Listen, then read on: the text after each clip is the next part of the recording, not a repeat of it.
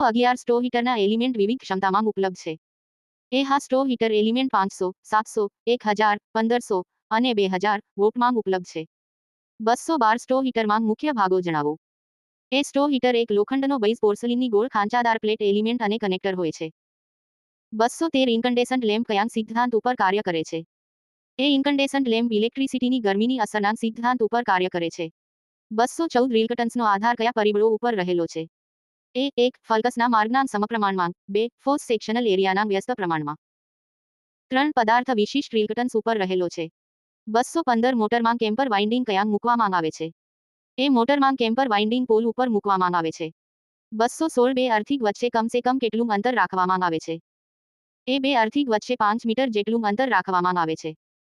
217 metric સિસ્ટમમાં બળનો એકમ શું છે? મેટ્રિક સિસ્ટમમાં બળનો એકમ ન્યૂટન છે. 218 માનવ શરીરનો સામાન્ય અવરોધ કેટલો હોય છે? માનવ શરીરનો સામાન્ય અવરોધ 10 mm.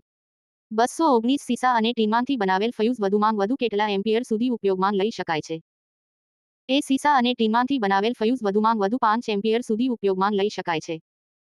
220 કોઈપણ ચુંબકની શક્તિ સૌથી વધુ કયા ભાગ ઉપર જોવા મળે છે? કોઈપણ ચુંબકની શક્તિ સૌથી વધુ તેના બે છેડા ઉપર જોવા મળે છે. પોલ અથવા ધ્રુવ. 221 એડી કરંટ લોસ કેવી રીતે ઓછા કરવામાં આવે છે?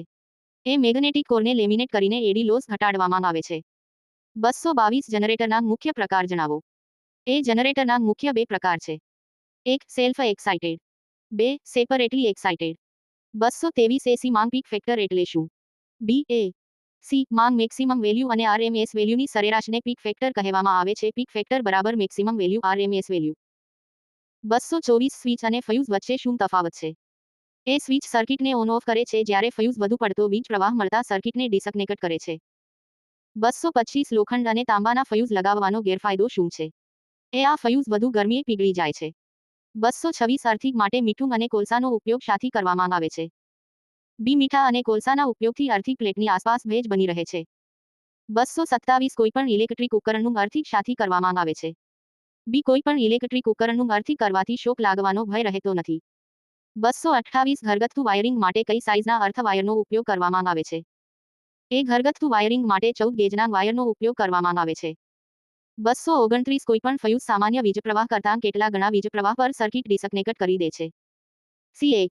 6 2 ગણો. 230 કોન્ડ્યુટ પર સેડલ કેટલા દૂર લગાવવા જોઈએ?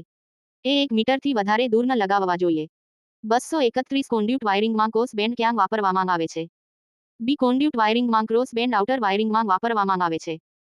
232 ભારતીય સ્ટાન્ડર્ડ મુજબ સોકેટ આઉટલેટ જમીનથી કેટલી ઊંચાઈએ લગાવવું જોઈએ? ભારતીય સ્ટાન્ડર્ડ મુજબ સોકેટ આઉટલેટ જમીનથી કમસે કમ 130 સેન્ટીમીટરથી વધુ ઊંચાઈ પર લગાવવું જોઈએ. 233 દરેક હીટિંગ ઉપકરણને અર્થ કરવું જરૂરી છે. ભારતીય વિદ્યુત નિયમ અનુસાર દરેક હીટિંગ ઉપકરણને અર્થ કરવું જરૂરી છે. 234મી ફેઝ મોટરના રોટર કેટલા પ્રકારના હોય છે? થી ફેઝ મોટરના રોટર બે પ્રકારના હોય છે. 235 ટેબલ ફેનની સામાન્ય સાઇઝ શું છે? સામાન્ય રીતે ટેબલ ફેન 16, 400 mm સ્વીપનો હોય છે. 236 સ્ટાર ડેલ્ટા સ્ટાર્ટર સામાન્ય રીત કેટલા HP ની 3 ફેઝ ઇન્ડક્શન મોટર માટે ઉપયોગી છે? સ્ટાર ડેલ્ટા સ્ટાર્ટર સામાન્ય રીતે 5 HP થી 20 HP ની 3 ફેઝ ઇન્ડક્શન મોટર માટે ઉપયોગી છે. 237 પંખાની ઊંચાઈ જમીનથી કેટલી હોવી જોઈએ? પંખાની ઊંચાઈ જમીનથી 2.5 મીટર હોવી જોઈએ. 238 કેપેસિટર રન મોટરની ફરવાની દિશા કઈ રીતે બદલી શકાય છે? કેપેસિટર રન મોટરની ફરવાની દિશા સ્ટાર્ટિંગ તેમજ રનિંગ વાઇન્ડિંગના કનેક્શન ઉલટાવીને બદલી શકાય છે. 239 કેપેસિટર મોટર કઈ કઈ કેપેસિટીમાં ઉપલબ્ધ છે? કેપેસિટર મોટર 1 HP થી 10 HP સુધીની કેપેસિટીમાં ઉપલબ્ધ છે. 240 સ્લીપરિંગ મોટરના સ્ટેટર અને રોટર કઈ રીતે જોડાયેલા હોય છે? સ્લીપરિંગ મોટરના સ્ટેટર અને રોટર કનેક્શનમાં જોડાયેલા હોય છે. 241 રોડેડ પોલ મોટરની ફરવાની દિશા કેવી રીતે બદલી શકાય છે? રોડેડ પોલ મોટરની ફરવાની દિશા બદલવા માટે રોટરને ઉલટું નાંખવામાં અથવા સ્ટેટર કોરને બેસાડવામાં આવે છે. 242 યુનિવર્સલ મોટર કઈ ક્ષમતામાં બનાવવામાં આવે છે? યુનિવર્સલ મોટર 200 HP સુધીની ક્ષમતાવાળી બનાવવામાં આવે છે. 243 રોડેડ પોલ મોટરમાં કયા પ્રકારના રોટરનો ઉપયોગ કરવામાં આવે છે? રોડેડ પોલ મોટરમાં સ્વિરલ કેજુ પ્રકારના રોટરનો ઉપયોગ કરવામાં આવે છે. 244 યુનિવર્સલ મોટરની લોડ સ્પીડ શું હોય છે? યુનિવર્સલ મોટરની લોડ સ્પીડ 15000 RPM થી 25000 RPM સુધી હોય છે. 245 યુનિવર્સલ મોટરને શા કારણે યુનિવર્સલ મોટર કહેવામાં આવે છે? યુનિવર્સલ મોટરને AC અને DC બંને વીજપ્રવાહ ઉપર ચલાવી શકાય છે, માટે યુનિવર્સલ મોટર કહેવાય છે. 246 ટ્રાન્સફોર્મરના મુખ્ય ભાગો જણાવો. એ પ્રાઇમરી કોઇલ, સેકન્ડરી કોઇલ અને મેગ્નેટિક કોર વગેરે ટ્રાન્સફોર્મરના મુખ્ય ભાગો છે. 247 કોપર લોસ જાણવા માટે કયો ટેસ્ટ કરવામાં આવે છે? એ કોપર લોસ જાણવા માટે શોર્ટ સર્કિટ ટેસ્ટ કરવામાં આવે છે. 248 ટ્રાન્સફોર્મરના ઓપન સર્કિટ ટેસ્ટમાં વોટમીટર આયર્ન લોસ શાથી બતાવે છે? સી ટ્રાન્સફોર્મરના ઓપન સર્કિટ ટેસ્ટમાં વોટમીટર આયર્ન લોસ એટલા માટે બતાવે છે કે કોપર લોસ શૂન્ય હોય છે. 249 ગેસ ડિસ્ચાર્જ લેમ્પ શાને કહેવામાં આવે છે? એ એવા લેમ્પ જેમાં ગેસ અથવા વેપર ડિસ્ચાર્જ થઈને પ્રકાશ આપે છે, તેવા લેમ્પને ગેસ ડિસ્ચાર્જ કહેવામાં આવે છે. 250 કોમ્યુટેટરનું કાર્ય શું છે? એ કોમ્યુટેટરનું કાર્ય આર્મેચરમાં ઉત્પન્ન થતા એસી નું ડીસી માં રૂપાંતર કરવાનું છે. 251 હાઈ વોલ્ટેજ માટે ઓટો ટ્રાન્સફોર્મરનો ઉપયોગ શાથી કરવામાં આવે છે? એ હાઈ વોલ્ટેજ માટે ઓટો ટ્રાન્સફોર્મરનો ઉપયોગ કોમન વાઇન્ડિંગના કારણે કરવામાં આવે છે. 252 આલ્ટરનેટરમાં 6 વાયર જોડવાની રીતો જણાવો. એ 1 સ્ટાર જોડાણ, 2 ડેલ્ટા જોડાણ. 253 વિવિધ સ્ટાર્ટરના નામ જણાવી તે વધુમાં વધુ કેટલા HP સુધી ઉપયોગમાં લઈ શકાય છે? એ 1 direct online starter, DOL 5 HP. 2 star data starter 10 HP. 3 auto transformer starter 5 HP. 254 અવરોધોને અલગ અલગ કેવી રીતે જોડી શકાય? એ 1 સિરીઝમાં, 2 સિરીઝ પેરેલલમાં, 3 પેરેલલમાં. 255 વર્કશોપ કે લુહારી કામની દુકાનમાં કેવા પ્રકારનું વાયરિંગ કરવું જોઈએ? એ વર્કશોપ કે લુહારી કામની દુકાનમાં કોન્ડ્યુટ વાયરિંગ કરવું જોઈએ. 256 નિયોન સાઇનની કાર્યદક્ષતા જણાવો. એ 1 5 લ્યુમેનથી 40 લ્યુમેન છે. 257 HPMV લેમ્પ અને LPMV. લેમ્પના પૂરા નામ. DHPMV high pressure mercury vapour lamp.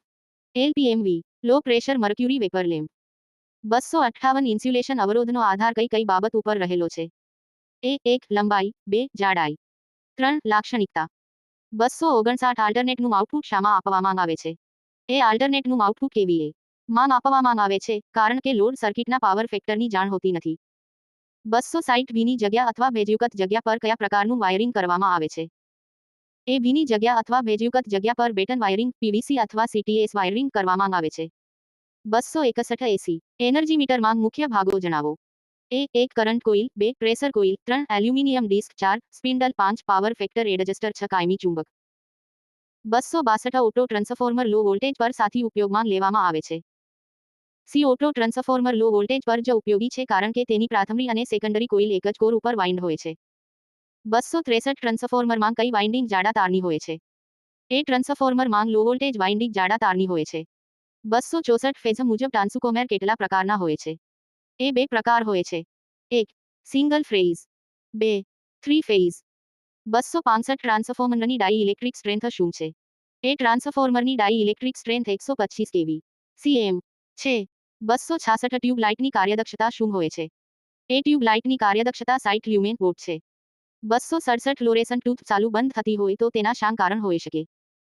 એ 1 ટ્યુબનું આયુષ્ય પૂરું થયું હોય, 2 ચોકમાં ખામી હોય, 3 સપ્લાય વોલ્ટેજ ઓછા પડતા હોય, 4 કનેક્શન ઢીલા હોય. 268 કંપની બનાવટના આધારે લેમ્પ હોલ્ડર્સના નામ જણાવો. એ 1 pin type holder, 2 2 pin type holder, 3 3 pin type holder, 4 screw type holder. 269 વિવિધ પ્રકાર લેમ્પ હોલ્ડર નામ જણાવો. એ 1 batten holder, 2 angle holder, 3 pendant holder, 4 bracket holder. 270 ઉપયોગમાં આવતા પદાર્થના આધારે લેમ્પ હોલ્ડરના નામ આપો. એ 1 brass lamp holder, 2 aluminium lamp holder, 3 bakelite lamp holder, 4 porcelain lamp holder, 5 લાકડાના બ્રેકેટવાળું લેમ્પ હોલ્ડર. 271 વાઉન્ડ રોટરનો ઉપયોગ શા માટે કરવામાં આવે છે? એ હાઈ સ્ટાર્ટિંગ ટોર્ક મેળવવા માટે વાઉન્ડ રોટરનો ઉપયોગ કરવામાં આવે છે. 272 સેલ્ફ એક્સાઇટેડ જનરેટર સ્ટાર્ટિંગમાં કેવી રીતે EMF ઉત્પન્ન કરે છે? એ સેલ્ફ એક્સાઇટેડ જનરેટર સ્ટાર્ટિંગમાં રેસિડ્યુઅલ મેગ્નેટિઝમ દ્વારા EMF ઉત્પન્ન કરે છે. 273 લાઇવ કંડક્ટર ઉપર કયા પ્લાયરનો ઉપયોગ કરવો જોઈએ? એ લાઇવ કંડક્ટર ઉપર ઇન્સ્યુલેટેડ પ્લાયરનો ઉપયોગ કરવો જોઈએ. 274 ઉપયોગ મુજબ ટ્રાન્સફોર્મર કેટલા પ્રકાર હોય છે? એ ઉપયોગ મુજબ ટ્રાન્સફોર્મર 4 પ્રકાર હોય છે. 1 power transformer, 2 distribution transformer, 3 instrument transformer, 4 auto transformer. 275 ટ્રાન્સફોર્મરની કોર ઢીલી બાંધેલી હોય તો શું થશે? એ ટ્રાન્સફોર્મરની કોર ઢીલી બાંધેલી હોય તો ટ્રાન્સફોર્મરમાં અવાજ વધી જશે. 276 ટ્રાન્સફોર્મરમાં kW અને kVA પાવર વચ્ચેનો સંબંધ જણાવો. એ ટ્રાન્સફોર્મરના kW અને kVA પાવર વચ્ચેનો kW બરાબર kVA ગુણ્યા PF નો સંબંધ છે. 277 ઇન્ડિકેટિંગ ઇન્સ્ટ્રુમેન્ટમાં કઈ ટોર્ક ઉપયોગમાં લેવામાં આવે છે? એ 1 ડિફ્લેટિંગ ટોર્ક, 2 કંટ્રોલિંગ ટોર્ક, 3 કેમ્બી ટોર્ક. 278 એ કને ડી સી માંગ કઈ રીતે બદલી શકાય છે? એ 1 મોટર જનરેટર દ્વારા, 2 મોટર કન્વર્ટર દ્વારા, 3 રોટરી કન્વર્ટર દ્વારા, 4 રેક્ટિફાયર દ્વારા. 279 રોટરી કન્વર્ટર કયા બે ઉપકરણો દ્વારા બનાવેલું છે? એ રોટરી કન્વર્ટર સિંક્રોનસ મોટર અને ડીસી જનરેટર દ્વારા બનાવેલું હોય છે. 280 નીચે આપેલામાંથી કોઈ એક સાઇઝ સીલિંગ ફેનમાં સામાન્ય રીતે ઉપલબ્ધ છે તે જણાવો. એ 1200 mm. 281 ને કોડ અનુસાર 5 એમ્પિયર 3 પિન સોકેટ માટે કેટલા વોલ્ટેજ હોવા જોઈએ? એ 100 W. 282 એ સી જનરેટરનું રેટિંગ માપવાનો એકમ. એ kW. 283 આર્ક લેમ્પનો ઉપયોગ થાય છે. એ સર્ચ લાઇટમાં. 284 સોલ્ડરિંગ આયર્નનો બીટ બનેલો હોય છે. એ તાંબાનો. 285 સર્વશ્રેષ્ઠ સુવાહક છે. એ ચાંદી. 286 મેટ્રિક પદ્ધતિ અનુસાર ધ્રુવ સામર્થ્ય પોલ સ્ટ્રેન્થ નો એકમ છે. એ એમ્પિયર મીટર. 287 આર્મેચરની કોર સામાન્ય રીત બનેલી હોય છે. એ સિલિકોન સ્ટીલ. 288 ટ્રિપ્લેક્સ વાઇન્ડિંગમાં આર્મેચર કરંટના પ્રવાહ માટે સમાંતર પથ હોય છે. એ 3 289 બે પોલ અને 50 એચ સેટ ધરાવતા ડીસી મશીનના આરપીએમ શું હશે? એ 3000. 290 HT cable extra high tension cable ની ઓપરેટિંગ રેન્જ શું છે? એ 66000 સુધી. 291 પર એસી એનર્જી મીટર કાર્ય કરે છે. એ ઇન્ડક્શનની અસર. 292 નિયોન સાઇન ટ્યુબમાં નિયોન ગેસનું દબાણ 350 mmHg હોય છે. એ 350 mmHg. 293 ટ્રી સિસ્ટમના વાયરિંગનો ઉપયોગ થાય છે. એ બહુમાળી ઇમારતમાં. 294 ધાતુના અવરોધનો આધાર નીચે પૈકી કયા પર નથી? એ ભાર. 295 પીવીસી છે. એ અવાહક છે. 296 400 વોલ્ટ સપ્લાય સાથે જોડેલા 2000 વોટના હીટરમાં કેટલા એમ્પિયરનો પ્રવાહ વહેશે? એ 5 એમ્પિયર. 297 એક ઓલ્ટરનેટરમાં નીચેનામાંથી કોઈ એક ભાગ હોતો નથી તે કયો છે? એ કોમ્યુટેટર. 298 એલ્યુમિનિયમનું ગલનબિંદુ છે. એ 671 સી. 299 એક માઇક્રોવોલ્ટ. એ 10 વોલ્ટ. 300 ઇન્સ્ટ્રુમેન્ટ ટ્રાન્સફોર્મરનો ઉપયોગ એસી સર્કિટમાં શાની રેન્જ વધારવા માટે થાય છે? એ એમીટર, વોલ્ટમીટર, વોટમીટર. 301 નીચે આપેલા પદાર્થોનો ઉપયોગ હીટિંગમાં હીટપ્રૂફ ઇન્સ્યુલેટિંગ મટીરિયલ તરીકે થાય છે. એ પોર્સલિન. 302 રંગ લાલાશ પડતો હોય છે. એ લાલાશ પડતો. 303 નીચે આપેલામાંથી કયું માપવા માટે મલ્ટીમીટરનો ઉપયોગ કરી શકાતો નથી? એ કેપેસિટન્સ. 304 સોનું અને ચાંદી. એ ડાયમેગ્નેટિક પદાર્થ છે. 305 એક સર્કિટમાં કેટલા પાવર પોઇન્ટ શકાય છે? એ 2. 306 સામાન્ય રીતે ઉપલબ્ધ કોન્ડ્યુટ લંબાઈ હોય છે. એ 3 મીટર.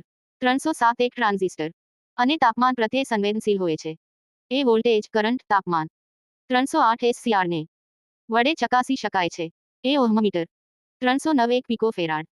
બી 10 વિજય. 310 ઓઇલ ગેજનો ઉપયોગ માટે થાય છે. એ કન્ઝર્વટરનું ઓઇલ લેવલ જાણવા માટે.